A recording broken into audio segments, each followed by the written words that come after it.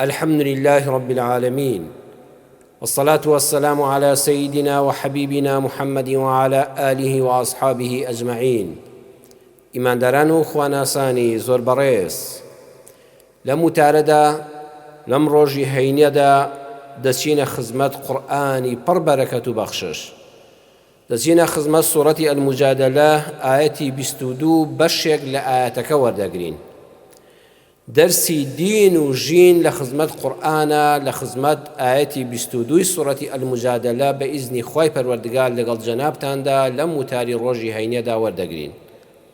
خوای پەروەردگار سبحانه وتعالى دەفەرمێ: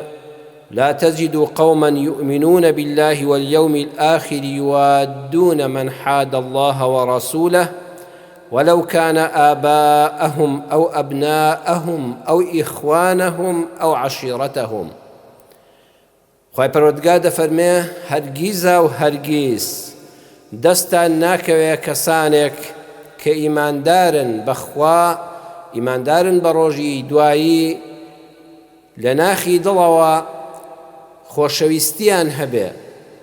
بە کردار دەری ببڕن، دەستبار و هاوکار بن،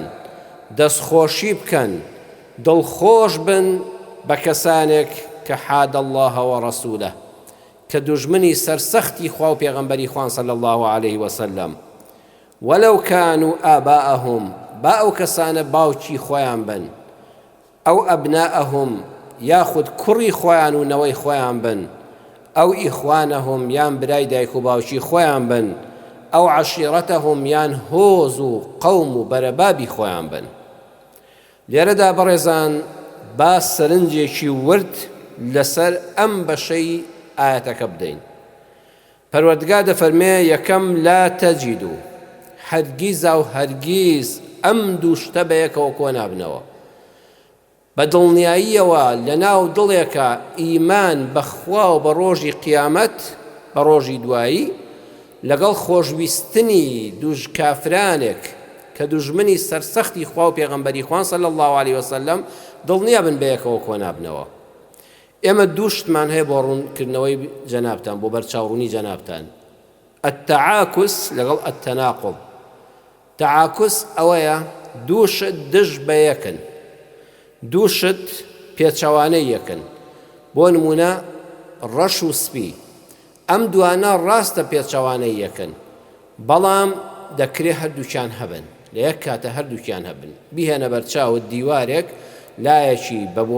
بە بۆیاغی ڕەش بۆیاغ کرابێ، لایەکی تریش بە بۆیەی سپی بۆیە کرابێ. کاتێک کە سەیریان دەکەی ئەو دوانە 180 لە پێچەوانەی یەکن، ئەو ڕەش و ئەو سپیە، بەڵام بە یەکیشەوە لەسەر دیوارێک لە تابلۆیەکە هەن. بەڵام التەناقض ئەوانەی کە دژ بە یەکن، هەرگیز بە یەکەوە کۆ نابنەوە، وەکو ڕووناکی و تاریکی. کاتێک کەوا ڕووناکی خۆر هەیە ئێستا، تۆ ناتوانانی لە تاریکی دابی. کاتێک تاریکی شەودا دێ، ناتوانانی ڕووناکی ڕۆژ ببینی. بۆیە قورئان دەفەرمێت لا تەجید، وەکو ڕووناکی و تاریکی ئەم دوانە هەرگیزە و هەرگیز بەیەکەوە کۆ نابنەوە. دووەمیان یوادونە، لە دڵەوە کافرەکەت خۆش بوێ، بۆی دەرببڕی، بە سەرکەوتنەکانی خۆشحاڵ بی، پیرۆزبایی لێ بکەی، کەیفت پێی بێ، ئاسوودەبی بەبوونی. ئەمانە ئەو کافرانن. بەڵام کام کافر؟ کافرێک کەوا پەروەردگار دەفەرمێ حاد الله وەڕەسوولە، ئەو کەسانەی کەوا دوژمنی سەرسەختی خوای و پێغەمبەری خوان صلی الله عليه وسلم و چوار نیشانەیان تێدا. یەکەم دژی خوا و پێغەمبەری خوا صلی الله عليه وسلم بە ئاشکرا قسە دەکەن، ئەوەی لە ناو دڵیاندایە، لەو ڕقوقینە بە ئاشکرا بە زمان دەری دەبڕن. دووەم دژایەتی مسڵمانان دەکەن، لە هەر شوێنێک مسڵمانێک هەبێ ئەوانە ڕێگریان لێ دەکەن، سەرکوتیان دەکەن، ڕێگری بوونی مزگەوت و تاعەت و عیبادەت و سەرپۆش و قورئان خوێندن و دەرس و دەوری خۆیانیان لێ دەکەن. سێیەم گومان لەسەر ئیسلام دروست دەکەن. چەندەها دەستگایان هەیە، کتێب دەنووسێ، لێکۆڵینەوە دەکا، لە زانکۆکاندا کۆڕ و سیمینار پێشکەش دەکا، گومان لەسەر ئیسلام دروست دەکا. چوارەم بە ئاشکرا قسە بەخوا و پێغەمبەری خوا صلی الله عليه وسلم دەڵێن. ئەمانە با باوکت بێ، با کوڕت بێ، با براد بێ با عەشرەت و هۆز و قەومت بێ ئەبێ بێبەری بوونی خۆتی لێ ڕابگەیەنی. لێرەدا بەڕێزان پرسیارێک دروست دەبێ، ئایا هەرچی کافر بوو ئێمە نەیار و ناحەز و دوژمن بین لەگەڵیدا؟ لە وڵاما دەڵێن نەخێر، لەبەر ئەوەی بەردەوام زۆرینەی خەڵکی سەر زەوی دانیشتوانی سەر ئەم گۆی زەویە زۆرینەی کافر و بێبڕواکانن. ئێستا 8 ملیار مرۆڤ هەیە، 2 ملیار و شتێکی بە حساب موسڵمانە، ئەویش هەندێکی هەر بە ناسنامەیە، واتە بەشە هەرە زۆرەکەی ئەوانن کەوا پێچەوانەی ئاینی ئیسلام ڕەفتار دەکەن یان هەر ئاینیان نییە. خۆ ناکرێ ئێمەی موسڵمان ئەوانەی کەوا بیر و باوەڕ و عەقیدەی موسڵمانیەتیان ساغ و سەلامەت و پاکە و خوا و پێغەمبەر صلی الله علیه وسلم چۆنیان دەوێت ئاوا دەیانەوێت ژیانی ئەم سەرزەوێ بەسەر بەرن، خۆ دڵنیا بن ناکرێت لە شارێکا خۆمان کۆکەینەوە، ناکرێ موسڵمانە خۆیان لە یەک وڵاتە کۆ بکەنەوە هیچ کافرێکیان لەگەڵا نەبێ، ناکرێ هەسارەیەکی تر و گۆی زەویەکی تر هەبێ و ئێمە بڕۆین لێوێ بژین. ئەمەمان بۆ ناکرێت، ناچارین لەگەڵ کافرەکاندا تێکەڵاو بین. ئەگەر لە وڵاتی موسڵماناندا بێ بە دڵنیاییەوە ئەو کاتەی ئیسلام دەسەڵاتی هەیە و حکومڕانی وڵاتە ڕێگا دەدا بە هەموو کافرەکان کە لەگەڵمان نابژین. وەکو لە سەردەمی دەوڵەتی مەدەنی پێغەمبەردا صلی الله علیه وسلم دراوسێکەی ماڵی پێغەمبەر صلی الله علیه وسلم ماوەیەکی زۆر کابرایەکی جوولەکە بووە، کەواتە دەکرێت دراوسەیەکت کەسێک بێت لەم زروفەشدا لەم سەردەم و لەم زەمان و زەمینەدا دراوسێکت کەسێکی کافر بێ، هاو بەش بۆ خوادانەر بێ نەعوذ بالله، لەسەر ئاینی غەیری ئیسلام بێ، ئاین و بیر و باوەڕێکی تری هەبێ. لە بازاڕا دەچی کڕین و فرۆشتن دەکەی، دەکرێت دوکانداری تەنیش دوکانەکەی تۆ شوێنی کار و کەسابەتەکەی تۆ کەسێک بێ کە هەر ئاینی نەبێ، بڕۆی بە هیچ نییە، دینێکی غەیری ئیسلامی هەیە یان هاوبەش پەرستێکە. لە قوتابخانەدا،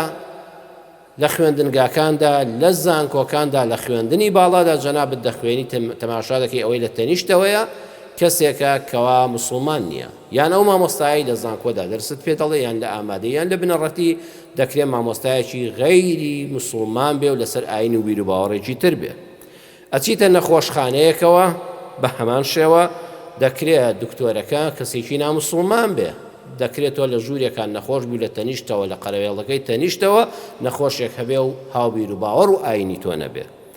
یان تۆ دەچیتە وڵاتی کافرانەوە، دەچیتە ئەو وڵاتانەی کەوا موسڵمانان تێدا فەرمانڕەوانین، بۆ نمونە تۆ بۆ خوێندن دەچی. ئێستا ئەم هەموو قوتابی خوێندکارەی ئێمە ئەلحەمدوللیلا لە هەموو وڵاتانی غەیرە موسڵماندا خوێندکاری زۆر سەرکەوتون و لە خوێندنی باڵا دەخوێنن. یاخود دەچی بۆ بازرگانی، ئەوە تا ئەم هەموو بازرگانی ئێمە لە کوردستانەوە بۆ نمونە دەچێتە وڵاتی چین، ئەچێتە وڵاتانی کۆریا و ئەوانە، یاخود بۆ نەخۆشی کەسێک دەچێتە وڵاتی هندستان، سەیدەکەی دکتۆرەکەی کە ئەم پەنای بۆ بردۆ چارەسەری بکە کەسێکی مانگاپەرستە بوزیە. یاخود موسڵمانان بەداخەوە جار هەیە لە ناو دەسەڵاتە موسڵمانەکەی خۆیاندا جیان نابێتەوە،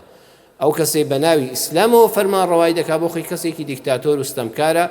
کەسە کافرەکە لە وڵاتی خۆیدا کە وڵاتەکەی وڵاتێکی بێدینیە تۆ پەنادەدا. ئێستا موسڵمانانی ئێمە لە ئەوروپا لە زۆربەی وڵاتە موسڵمانەکان ئازادترن لە ڕووی عیبادەت و تاعەت و خواپەرستی و بانگەوازی ئیسلامیەوە. هەروەکو لە سەردەمی پێغەمبەردا صلی الله علیه وسلم پێغەمبەری خوا صلی الله علیه وسلم فەرمووی بڕۆن بۆ وڵاتی حەبەشە و مەککە لە دەستی ئەم ستەمکارانە بەجێبێڵن کە نایڵن تاعەت و عیبادەتی خوای پەروەردگاری خۆمان بە ئازادی بکەین، بڕۆن بۆ حەبەشە فەئین بها مەلیکا لا یظلم عنده ئەحەد، چونکە پاشایەکی لێ هەرچەند مەسیحی و موسڵمانیش نییە لەلای ئەو کەس ستەمی لێ ناکرێ. بۆیە ئێمە بەردەوام هەم لە وڵاتی موسڵمانی خۆماندا ئەم کاتێک دەچینە وڵاتانێکەوە دەستور و بنەمای ئیسلام جێبەجێ ناکەن، ناچارین لەگەڵ خەڵکێکی زۆری کافردا بەیەکەوە بشین.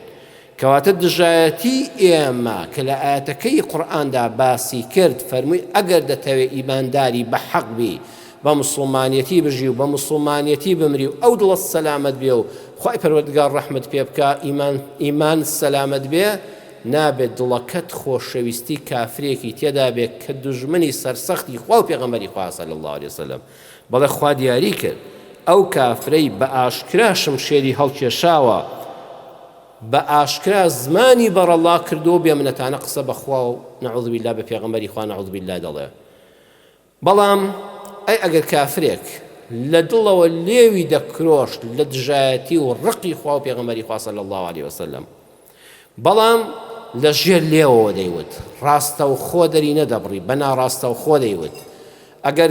تینت بۆ بێ نایبوو و تا تۆ ئەو قسەیەت کرد و کوفرەت کرد ئەڵێ نا بەدڵنیاییەوە شتی ماونەوتووە. ئالەم کاتەدا ئێمە بەرامبەر بەو کافرانی کە ئەوە ئاشکرا ڕق و قینی ناو دڵیان هەڵ ناڕێژن وەکو مسلمان هەڵوێستمان ئەوەی گوێی خۆمان گران دەکەین وا دەکەین کە ئەم قسەیە تۆ هەر نەمان بیستووە مەدەم بە ئاشکرا ناڵی و ڕاستەوخۆ ژەهری ناو دڵت ناڕێژی ئێمە وا دادەنین کەوا قسەکانی جەنابتمان نەبیستووە بۆ خۆت هەتا قیامەت لە ناو دڵی خۆتا دوژمنایەتی ئیسلام بکە سزاکەی لای خۆی پەروەردگار وەردەگری ئێمە وەکو مسلمان لە دنیادا هیچ لێ ناکەین و لەگەڵ تا دەژین. بەڵگەمان فەرمودەکەی صحیحی بوخاریە کە دایکمان خاتو عایشە بۆمان دەجێڕێتەوە دەفەرمێ ڕەهەت واتە 3 کەس تا 4 کەس تا 5 کەس هاتن بەلای پێغەمبەری خوادا صلی الله عليه وسلم تێپەڕین. ئەو کەسانە ناسیمانن کە ئەوانە جوولەکەکانی مەدینەن. کاتێک هاتن دەستیان بەرز کردەوە بە حسابی خۆیان سڵاویان کرد لە جاتی بڵێن ئەسسەلام عەلەیکم وتیان ئەسسام عەلەیکم لە بینی ئەسسەلام لەگەڵ ئەسسامە زمانیان بۆ لار کردە و کورتیان کردەوە.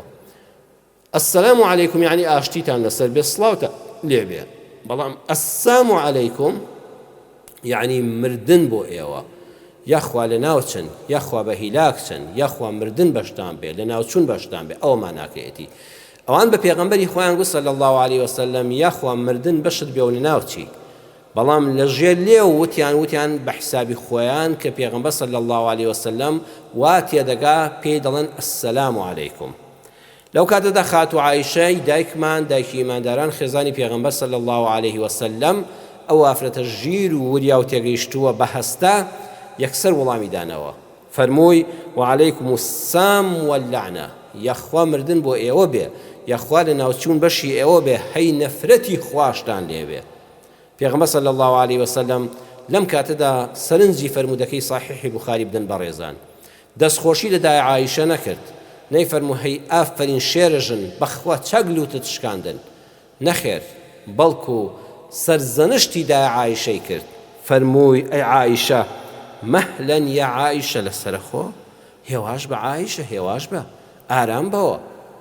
فەرمووی خۆی پەروەردگار لە هەموو شتێکان نەربوونیانی پێخۆشە ئیاکی والعنف والفحش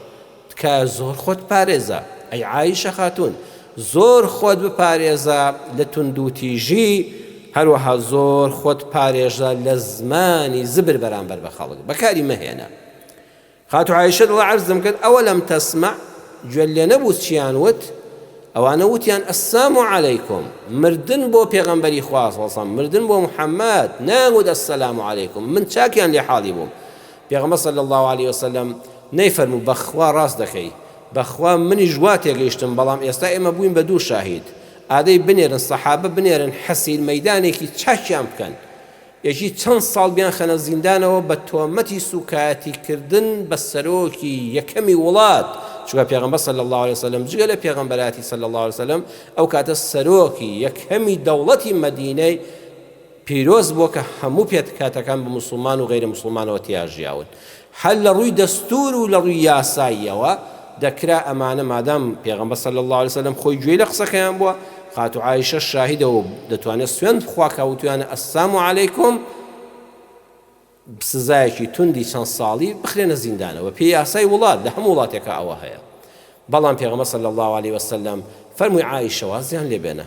ئەمانە ئێستا گە بانگیان کەین لێکۆڵینەوەیان لەگەڵ بکەی ئەڵێن نەخێر ئێمە وتومانە ئەسسەلام عەلەیکم نەماوتوە ئەسسام عەلەیکم دەی مادام بۆ خۆیان لەژێر لێ وتویانەوە ناتوانن بە ئاشکرا ئەوەی لە دڵیانە دەری ببڕن منیش هەر وڵامێکم دانە وتم وعەلەیکم لەسەر ئێوەش بێ ئەگەر تەمەنای مردنم بۆ دەکەن خۆزگەی مردنم بۆ دەخوازن دەی ئەوەش بەشی ئێوە بێ هەر ئەوەندەم و وعەلەیکم وازیان لێ بێنە ئاگر بەنزین بە ئاگرها مەکە پڕیشکێکی ئاگر مەکە بە کێوێکی گەورە لە ئاگر و باش شارەکەمان نەسووتێنێ کەواتە مسلمان کەسانێک کە دژ بە ئیسلامن بەڵام بە ئاشکرا دەری نابڕن ئەم بەڵگەی حەدیسی صحیحی بوخاری ئێمەش بابەتەکان لەسەر گەورە ناکەین و وا گوێی خۆمان گران دەکەین کە گوێمان لێ نەبووە. تەنانەت لە جیهادی کافرانیشدا یاسای کافر هەر کافرە لەلای موسڵمانان نییە. کافرێک کە بڕۆی بە ئاینی ئیسلام نییە بەڵام بەشداری جەنگ ناکە، دژایەتی موسڵمانان ناکە، خوێنی موسڵمانان ناڕێژێ، لەگەڵ لەشکری کافراندا نەهاتوتە لە بەرامبەری لەشکری موسڵمانان یاسای وڵی کافر هەر کافرە نەخێر ئێمە جێبەجێ ناکەین بە سەریاندا. ئەو کاتە خوێنی ئەو کافرە ماڵی حرمەت و ڕێزی کەرامەتی سەمعی هەمووی پارێزراوە. دوو نمونە لە سیرەی پێغەمبەر صلی الله عليه وسلم باز دەکەین. یەکەمیان لە کاتی کۆچکردن لە مەککەوە بۆ مەدینە کە هەموو قوڕیشی کافر بە شوێن پێغەمبەری خوادا دەگەڕێ صلی الله عليه وسلم، خەڵاتە هەرە گەورەکەی ئەو زەمانە کە ئێستاڵان ئەوەندە ملیۆن دۆلارەیە، ئەو سەردەمە 100 حوشتر واتە سەرمایەیەکی یەکجار زۆر بووە. هەر کەسێک محەممەد لەگەڵ هاوڵەکەی ئەبوو بەکرا بە زیندویی بگرێ بۆمان یان بیان کوژێ و جەنازەکان لاشەکانمان تەسلیم کە نەهێڵێ بگەنە مەدینە بۆ لای هاوڵەکانیان بۆ یەثریب،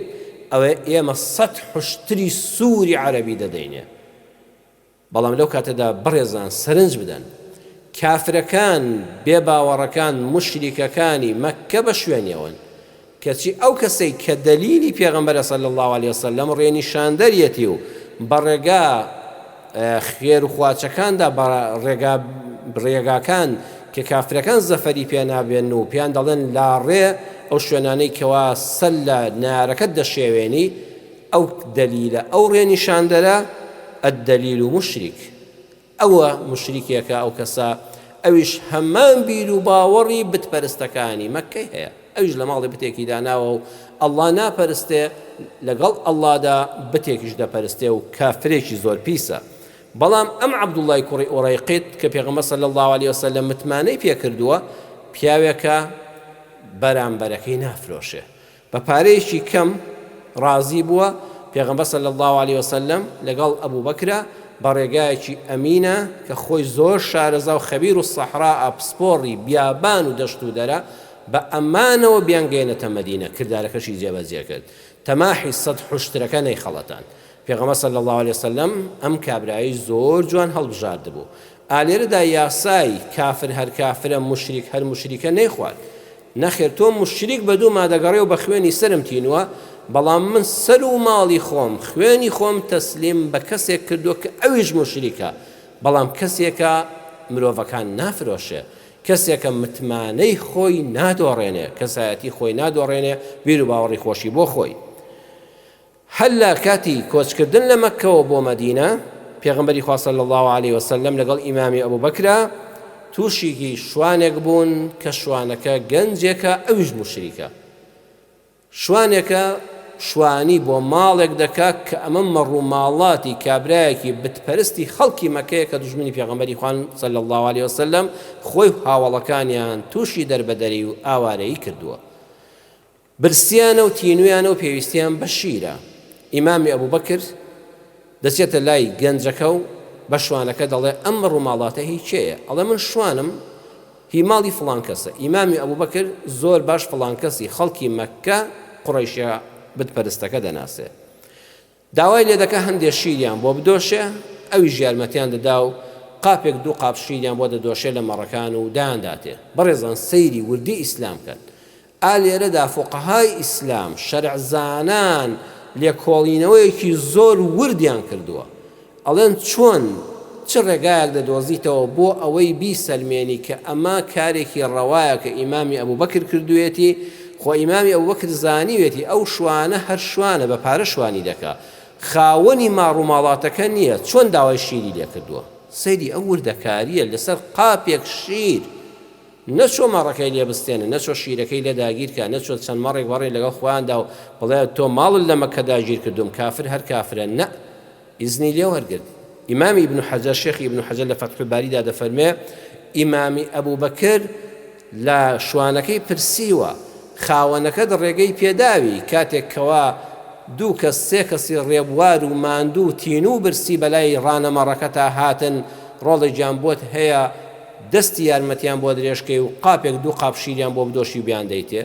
شوانەکەش توێتی ئەرە وەڵڵا کاکەی گیان مامەگیان وەڵڵا خاوەنەکەی دەستی کراوە کردوم هەر ڕێبوارێک بەلاما تێپەڕێ هاوکاری بکەم و شیری پێشکەشکەم ئەمجا ئیمامی ئەبوبەکر شیرەکەی لێوەرگرتووە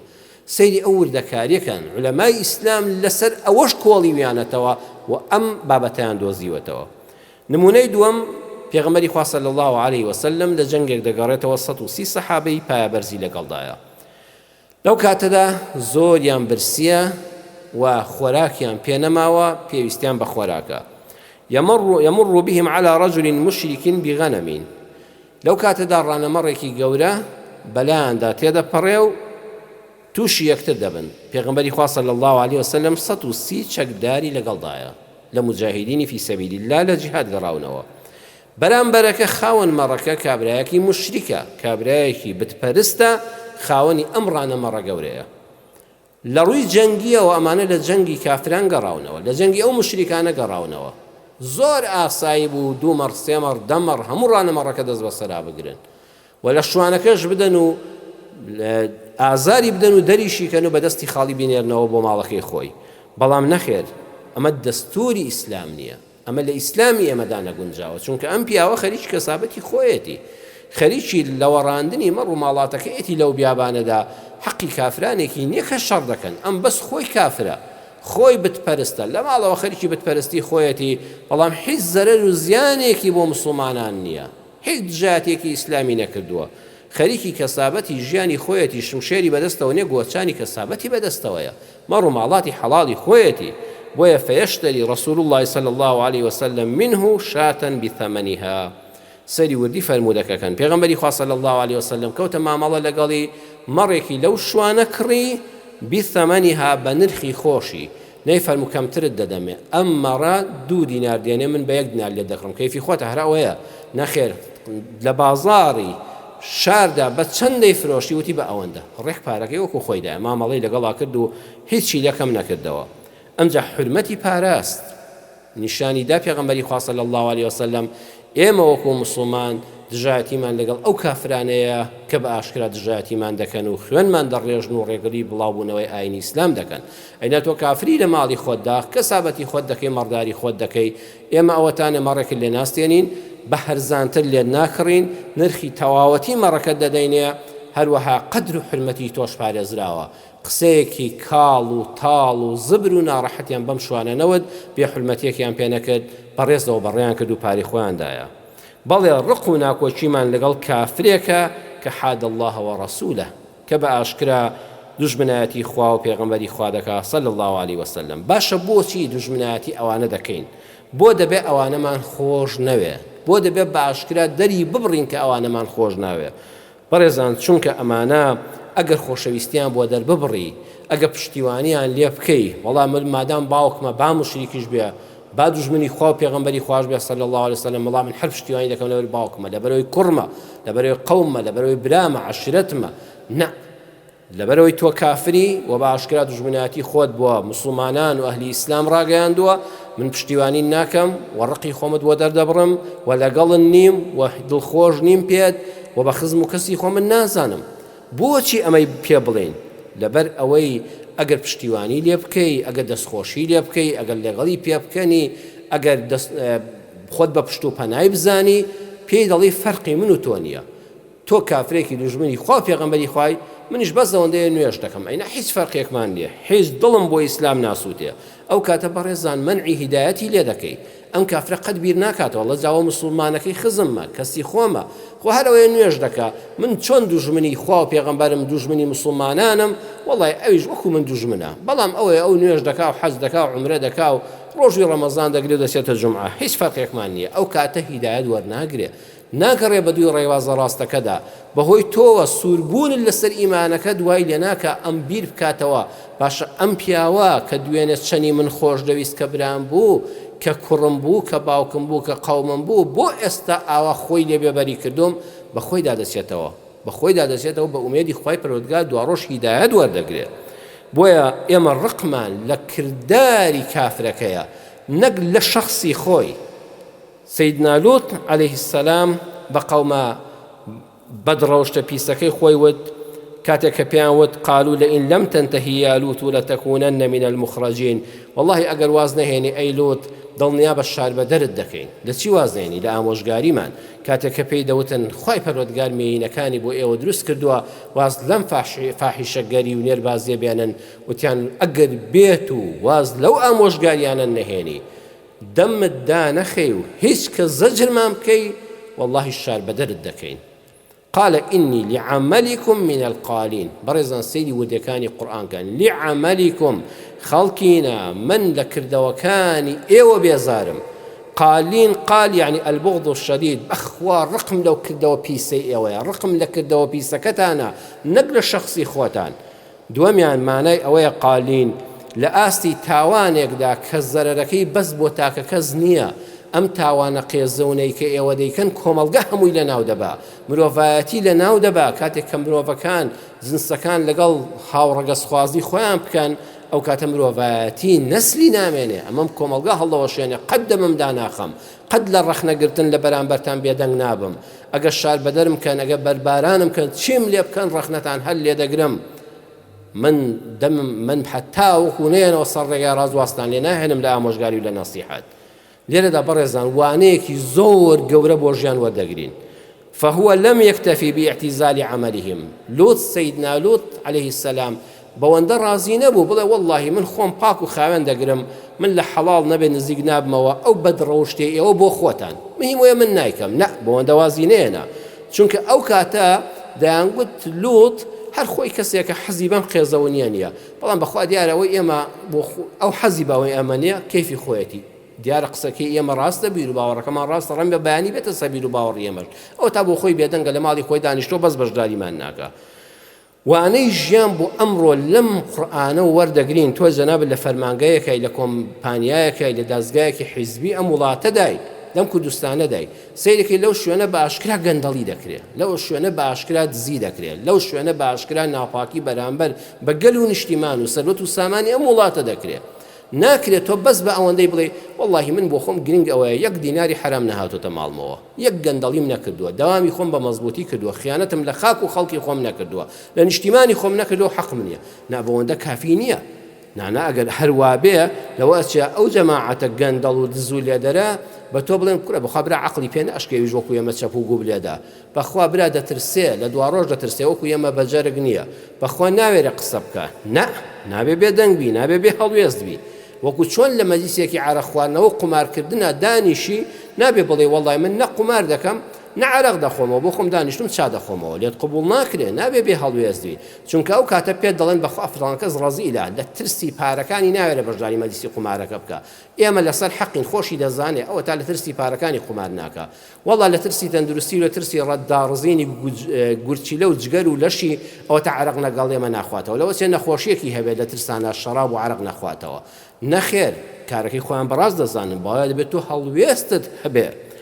بۆیە فەرمووی لیعەمەلیکم بەخوا من ڕقم لە کردەوەکەی ئێوەیە لوط سەلامی خوای لەسەر بێ ئاوای پێوتن ئەمەش پێمان دەڵێن نەقد السلوک دون التەجریح بالذات دایمە لە ئامۆژگاریدا بە بەرامبەرە کافرەکەت بڵێ بە بەرامبەرە لا ڕێبووەکەت بڵێ بەرامبەرە خواناسەکە دەڵەکەت بڵێ من لە کردەوەکەت بێزارم ئەینا بەخوا برا ڕقی شەخسیم لە خۆت نییە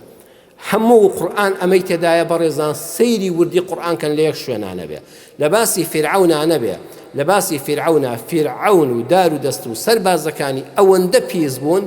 خێزانی ئاسیە خاتون کاتێک کە دەڵێ دوعا دەکا دەڵێ ربي نجني من فرعون وعمله ونجني من القوم الظالمين يا ربي خوال لفرعون خوي رزقارمك لكردەوە پیسەکانی ڕزگارم کە لە قەومە زاڵمەکەی سەرباز و شوێن کەوتەکانیشی ڕزگارم کە لە هەمویان بێزارم خوای لە هەمویان بێزارم بەڵام لوط بەرامبەر بەو قەومە نێربازە دەفەرمێ ڕەبی نەجینی و ئەهلی مما یعملون یا ڕەبی خوای خۆم و مسڵمانان کە ئیماندارن بە من و دژمنایەتی ئەم ڕێبازە پیسە دەکەن خوای ڕزگارمان کە مما یعملون لە کردەوە پیسەکان لە سەرنجامی ئەو سزا سەختەی بەهۆی ئەم کردەوە پیسەوە تووشیان دەبێ خوای ئەم ڕزگارکە فەنەجەیناه خوای پەروەردگار خۆی موسڵمانەکانی ڕزگارکردن بەڵام فیرعەون و دیکتاتۆریەکەی و منداڵ سەربڕینەکەی و سوکاتی بە ئافرەتەکان و ژێردەستەکردن و بە کۆی لەکردنی خەڵک ئەوەندە پیس بوو بەس لەوێدایە نەک لە کردەوەکەی بێزارمی فیرعەون. ئاسیە خاتون خێزانی ئیمڕا فیرعەون کە لە قورئانە ئاوا هاتووە دەڵێ خوای پەروەردگار دوعا دەکا ڕەبی نەجینی من فیرعەون، خوا لە فیرعەون خۆی ڕزگارم کە وعمله لە کردەوە پیسەکانی لە دیکتاتۆریەکەی و بە کۆیلەکردنی خەڵکەکەی ونجینی من القوم الظالمین، خوا لە هەموو قەومە ستەمکارەکەی لە سەرباز و کۆیلە و شوێن کەوتەکانیشی ڕزگارم کە خوای پەروەردگاریش ڕزگاری کرد. ئەمە بەشێک بوو لە مانای ئاەتەکەی سوڕەتی ئەلموجادەلە ئاەتی 22 لە خزمەتیدا بووین. ومێدەوارم دەرسێکی عەقیدەی باشمان لێ وەرگرت بێ. لە کۆتاییدا داواکارم لە خوای پەروەردگار یا الله یا ڕەحمان و یا ڕەحیم یا ڕەبی خوا ئیمانمان سەلامەتکەی، شاخەڵاتی ئیمانت بەخۆت بە قیامەت بە ڕۆژی دوایی پێبەخشیوین. یا ڕەبی خوا ئەوڵەمان بە سەلامەتی بێڵیتەوە خۆشەویستی دوژمنانی خوددا و پێغەمبەر صلی الله علیه وسلم کە شمشێریان هەڵکێشاوە و زمانیان دەرکێشاوە بۆ دژایەتی ئەم ئیسلام و مسلمانان، یا ڕەبی خوایە ئەو دڵەمان پارێزی لەوەی کە زەڕێ خۆشەویستی ئەوانی تێدا بێ ئەگەر نزیکترین کەسمان بن. یا ڕەبی خوا ئیمانەکەمان سەلامەتکەی، خوا دینەکەمان سەلامەتکەی، لەسەر ئەم ئیسلامەتی خواناسیە بژین و لەسەری بمرین و لەسەری زیندوو بینەوە. یا الله بەر شەفاعەتی پێغەمبەری خۆشەویستمان خەی صلی الله علیه وسلم. یا ئەرحەم الراحمین، یا شافی شیفای نەخۆشەکانمان بۆ بنێری، دڵبەخەمەکانمان دڵخۆشکەی، ڕەحم بە گەنج و لاوەکانمان بکەی. یا ڕەبی خوا ئەوانەی هاوسەریان نییە بە هاوسەری حەڵاڵی خۆیان شادکەی. یا ڕەبی خوا ڕەحم بە پیر و بە تەمەنەکانمان بکەی، زەلیلی سەر جێگا نەبن، ئیمان سەلامەت بن، بە قەدر و حرمەتەوە بژین و لە ناوماندا بڕۆن. یا ڕەبی خوا لە گوناهی ئێمە و دایک و باوک و ماڵ و منداڵمان خۆش بی، کوردستانمان پڕکەی لە خێر و بەرەکەت، وەکو بەرەکەتی ئاسمانت بۆ باراندین. یا ڕەبی خوا بەرەکەتی زەویشمان بۆ بڕوێنی، لە هەموو نەخۆشی و ناخۆشیەک، لە هەموو ستەمکارێک، خوانەناسێک، کافرێکی دڵڕەقی دڵڕەش، یا ڕەبی خوا ئێمە مسلمانان پارێزی. آمين آمين آمين والحمد لله رب العالمين.